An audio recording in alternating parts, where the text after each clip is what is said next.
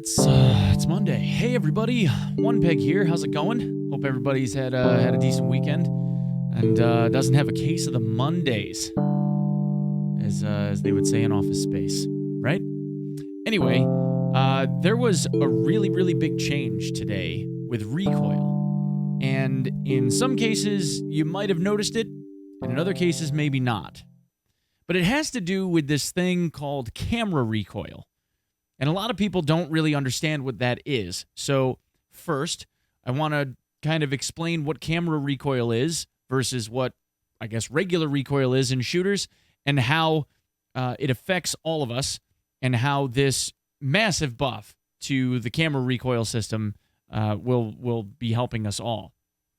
Now, before I get into all of that, for those of you that already know what all of this stuff is and just want the quick and painless, camera recoil was reduced by 30 to 50% depending on the gun for everything except for DMRs and shotguns. DMRs and shotguns were not affected. For just about all of the full auto stuff, SMGs, assault rifles, and the like, there's been a huge buff to the camera recoil, meaning that it is significantly reduced.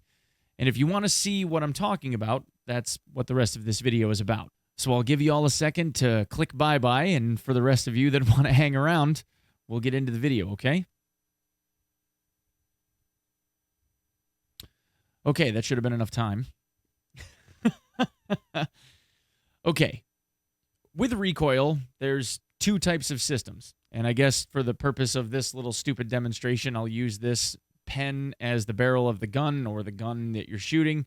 And, I don't know, this advanced energy shaker. By the way, I'm sponsored by Advanced, so if y'all want to get some, advanced.gg, use code ONEPEG on checkout. All right? All right. So if this pen is the gun barrel and it's firing, right? It fires and there's recoil, right? And sometimes there's lateral recoil, right? But we'll just say it's vertical for the sake of this. All right? So there's vertical recoil on the gun, and when the gun fires, there's also camera recoil. So if this is my head, okay, every time I fire the gun, my head kicks back, right?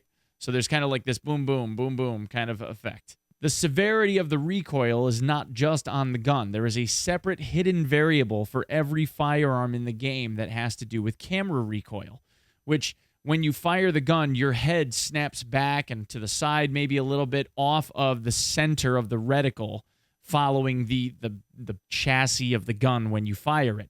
So they're disjointed. And for a little while, there was this huge bug with the Saiga shotgun, if you guys remember, where when you fired the Saiga, the camera recoil was like way back here and you started staring at the ceiling. In Tarkov, that has been improved significantly. And I'll show you what I mean with some clips. Now, the first clip that I'm going to show you is obviously before today, before the recoil system was buffed, using a Vector 45. Now, granted, they don't have the most recoil in the world, but just bear with me for a minute, okay? In this clip, there's a PMC coming up a hill, and I light him up. If I even can.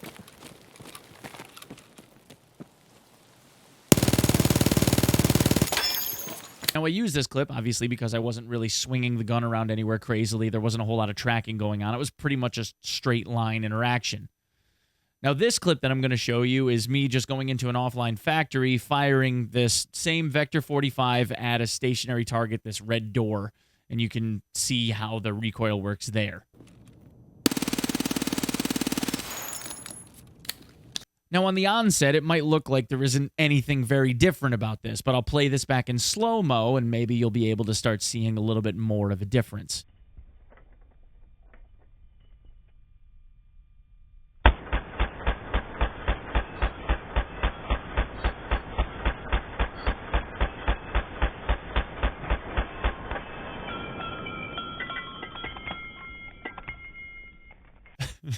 Now, I know what you guys are thinking. Oh, okay, Onepeg, you're using a Vector 45. There's, like, no recoil to begin with. Like, I get it. I get it. Working with Premiere and trying to search through 100 gig plus files with, 6 to 8 hours worth of streams to try and find interactions like this is not easy, and this is what I was able to find and somewhat recreate. So I'm sorry, but this is what I've got. Just be aware that I can show you that there's a difference. the larger the recoil per like weapon system that you're using, like if you were using an SA-58, for instance, with the same build, it's going to have the same type of effect. It's just, this is what I had to work with. All right. So bear with me, but I promise you, this is cool. This is cool. I promise. But what I wanted to do is we're going to take these, put them side by side. I'm going to shrink them down. Okay. So that way, rather than having all of this environment around the gun, we can take a much closer look at what the gun is doing on the camera itself. Okay?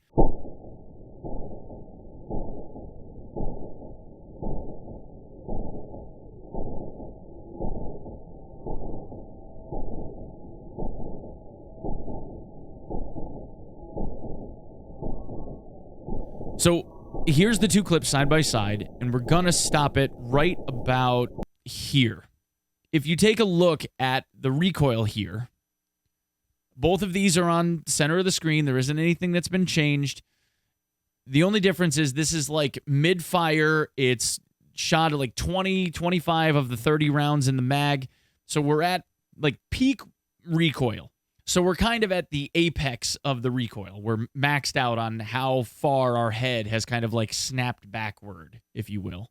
So the left picture is the shoreline interaction, obviously, and the right picture is the interaction that I had with the red door on the offline factory.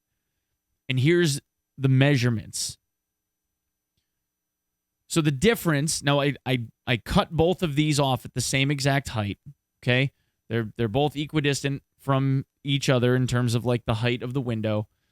And from the top of the window to the top of the reticle, you can see quite clearly on the left side, it is larger than the one on the right.